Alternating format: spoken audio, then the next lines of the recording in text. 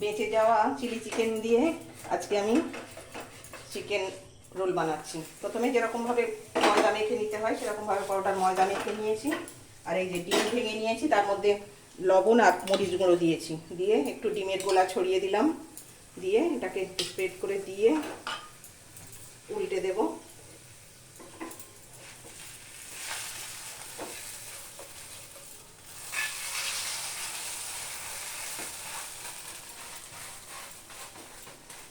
এইবারে একটুখানি ভাজা ভাজা হয়ে গেলে আবার উল্টে দিয়ে এর মধ্যে এই যে পেঁয়াজ, কাঁচা লঙ্কা আর শসা কুচি এটাকে একটু দিয়ে দেবো, ছড়িয়ে দেব, দিয়ে তার মধ্যে এবারে সস দিয়ে দিলাম, টমেটো সস দিয়ে, আর এই যে চিলি চিকেনের টুকরো, চিলি চিকেনগুলোকে এরকম টুকরো টুকরো করে তারপরে দিয়ে দিয়ে রোল করে দিলেই সুন্দর চিকেন রোল হয়ে যাবে।